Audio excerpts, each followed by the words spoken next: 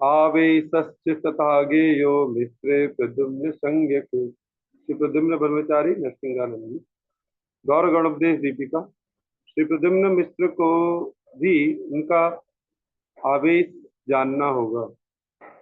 श्री भक्ति सिद्धांत सरस्वती गोस्वामी ठाकुर जी ने श्री चैतन्य चरितमृत के अनुभाष्य में ऊपर कहे गए श्लोक को उड़ीसावासी श्री प्रद्युम्न मिश्र के संबंध में प्रयोग न करके श्री प्रद्युम्न ब्रह्मचारी जी के संबंध में प्रयोग किया है। श्री गौड़ीय वैष्णव अभिधान में भी गौर गणोपदेश दीपिका का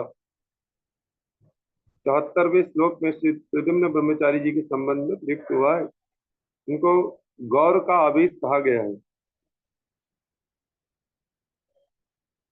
साक्षात दर्शन और योग्य भक्त जीवे आवेश करे कहाँ कहाँ आविर्भाव। श्री प्रद्युम्न नरसिंहानंद के आगे प्रभु आविर्भूत हुए एवं अनेकों जीवों का निस्तार कर दिया। श्री भगवान इस प्रकार विविध उपायों से जीवों का क्यों निस्तार करते हैं, इस प्रश्न का उत्तर देते हुए कहते हैं कि जीवों का निस्तार करना श्री भगवान का स्वभाव अर्थात स्वरूप धर्म ही है।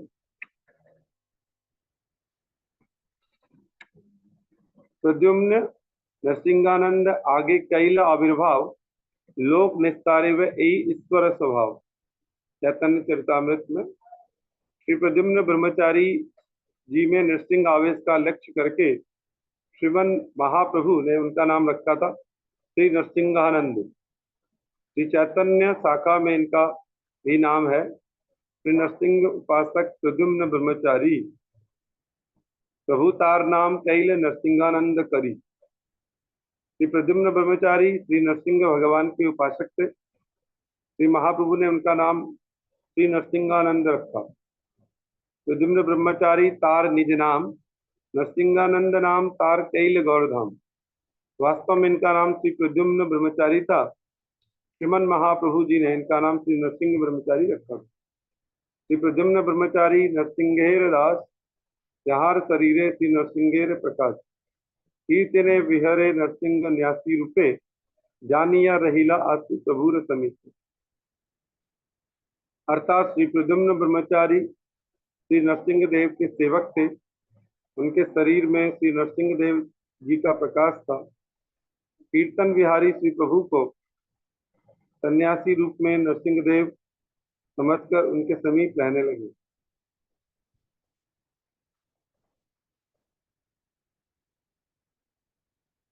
श्री वृंदावन दास ठाकुर जिन्हें श्री चैतन्य भागवत में जो लिखा है उसे पढ़ने से पता चलता है कि प्रद्युम्न ब्रह्मचारी श्री नरसिंह देव जी के साथ साक्षात रूप से बातें करते थे।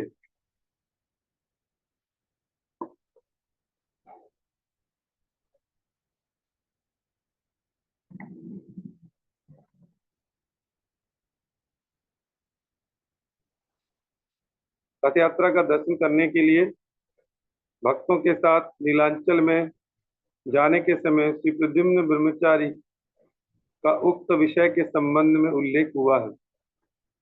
चलित प्रद्युम्न ब्रह्मचारी महाशय साक्षात नरसिंह यार संगे कथा कह, जो भगवान के स्वरूप को काल्पनिक व माइक समझते हैं। भगवान की माया से मोहित वे नास्तिक लोग इन सब घटनाओं को अजीब समझकर ऐसे कटाक्ष करते हैं मानो वे बड़े ज्ञानी हों। ईश्वर विश्वासहीन दुर्भाग्यशाली व्यक्ति अपने वास्तविक मंगल से वंचित हैं। उनको तो जन्म मृत्यु रूपी संसार का आवागमन रूप चक्र ही प्राप्त होता है।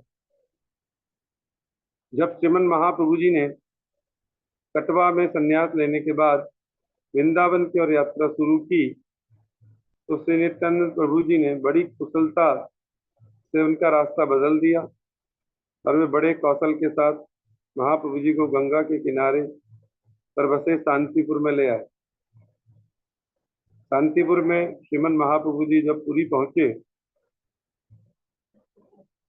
तो उनके साथ थे श्री नित्यानंद प्रभु, श्री जगदानंद पंडित, श्री दामोदर पंडित, श्री मुकुंद दत्त। पुरी से फिर श्रीमन महाप्रभु जो दक्षिण भारत गए थे, दक्षिण भारत से आकर श्रीमन महाप्रभु जी ने गौड़ देश होकर वृंदावन जाने का संकल्प किया। श्रीमन महाप्रभु जी गौड़ देश में पहुंचकर विद्यानगर में श्री सार्वभौम भट्टाचार्य जी के भाई श्री विद्या वाचस्पति जी के घर रहे। कुलिया ग्राम में श्री देवानंद पंडित और श्री गोपाल चौपाल को अपराध से मुक्त किया तथा रामकेली ग्राम में श्री रूप सनातन को मिले। श्री रूप सनातन से साक्षात्कार करके जब महाप्रभु जी ने वृंदावन जाने के लिए यात्रा शुरू की, तब श्री प्रद्युम्न ब्रह्मचारी श्री नरसिंहानंद ने ध्यान द्वारा कुलिया नगर से वृंदावन तक का जो रास्ता है उसको रत्नों के साथ सुसज्जित करना शुरू कर दिया, जिससे श्रीमन महाप्रभु जी को किसी प्रकार का कोई कष्ट न हो। किंतु गौड़ के निकटवर्ती कनाई के नाट्यशाला तक तो सब ठीक था, परंतु उससे आगे के रास्ते को भी सुसज्जित न कर पाए तथा उनका ध्यान भंग हो गया। तभी श्री सिंगानंद समझ गए इस बार भी महाप्रभु जी कनाई की नाट्यशाला तक जाकर वापस आ जाएंगे, इनका वृंदावन जाना नहीं होगा। द्रव्यमयी सेवा से मानसिक सेवा श्रेष्ठ है, इसका पौराणिक दृष्टांत भी है। प्रतिष्ठानपुर के गरीब ब्राह्मण ने मानसिक सेवा से शरीर सहित ही वैकुंठ धाम में श्री नारायण के पाद पद्मों को प्राप्त किया था।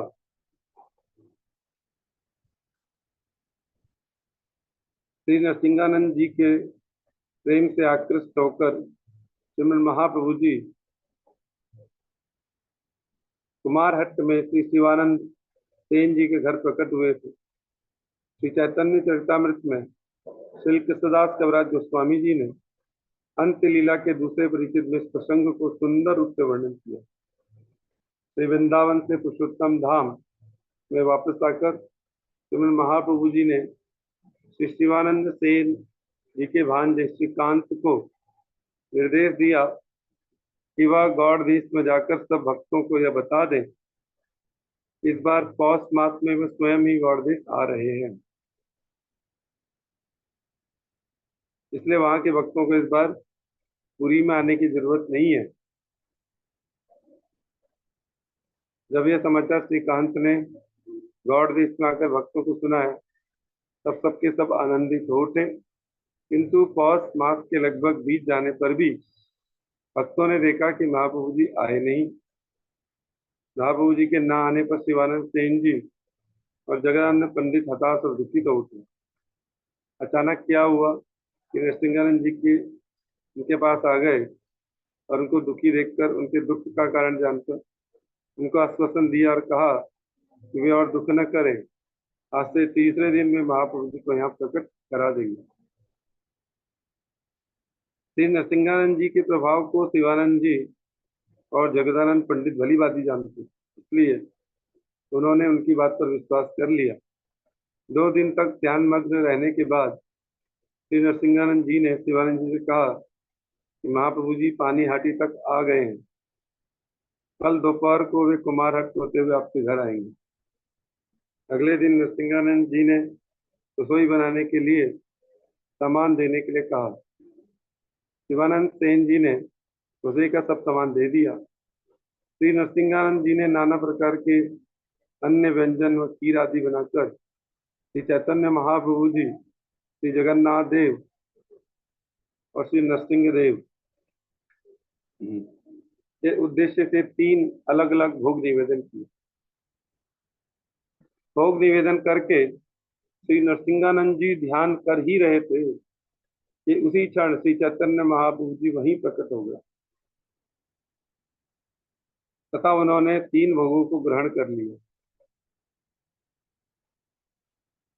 यह देखकर कि महाप्रभु जी ने सब खा लिया, श्री नरसिंहानंद जी आनंद से विह्वल हो उठे। यद्यपि नरसिंहानंद जी के हृदय में प्रसन्नता तो हुई कि महाप्रभु जी ने तीनों भोग ग्रहण कर लिए, तथापि बाहर से कुछ दुख प्रकाश करते हुए कहने लगे कि महाप्रभु जी और जगन्नाथ जी एकत्व होने के कारण महाप्रभु जी ने दोनों भोग ग्रहण कर लिए।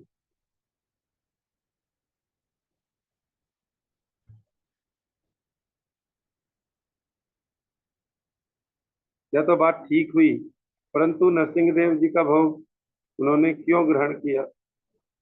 आज तो फिर नरसिंह देव जी को भूखा रहना पड़ेगा। श्रीमन महाप्रभु जी, श्री जगन्नाथ देव और नरसिंह देव एक ही तत्व हैं। इस तत्व को समझाने के लिए ही महाप्रभु जी ने इस प्रकार की भोजन लीला की। महाप्रभु जी भोजन पाकर पानीहाटी चले गए। श्री नरसिंहानंद जी जब दुख प्रकट कर रहे थे, तो शिवानंद सेन जी ने उनसे पूछा कि आपके दुख का क्या कारण है। जवाब में श्री नरसिंहानंद जी ने कहा कि महाप्रभु जी ने अकेले ही तीनों भोग पा गए। श्री जगन्नाथ देव और नरसिंह देव तो उपवासी ही रह गए। श्री शिवानंद सेन जी के चित्त में संदेह हो गया।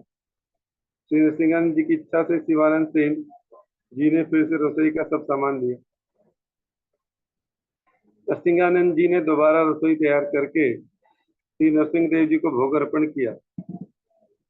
वर्ष की समाप्ति पर जब शिवानंद सेन जी भक्तों के साथ नीलांचल में महाप्रभु जी के पाद पद्मों के पास पहुंचे, तो महाप्रभु जी ने पौष मास में उनके घर जाकर नरसिंहानंद द्वारा दिए भोग खाने की बात सबको बताई।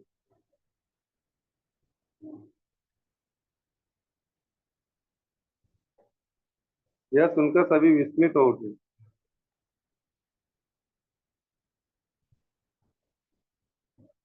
एक दिन सभा ते प्रभु बात चलाइला, नरसिंहानंदेर गुण कहिले लागिला।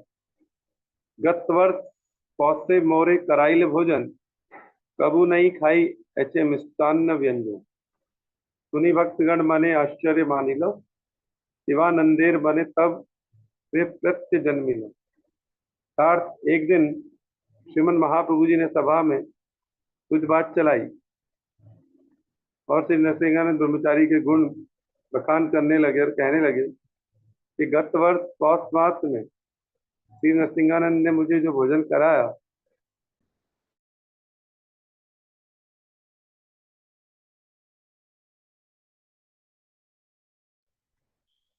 प्रभु की यह बात सब भक्तों को आश्चर्य, तो नीलाचल से बाहर कहीं गए ही नहीं कहे। किंतु श्री शिवानंद में जो संदेह था वह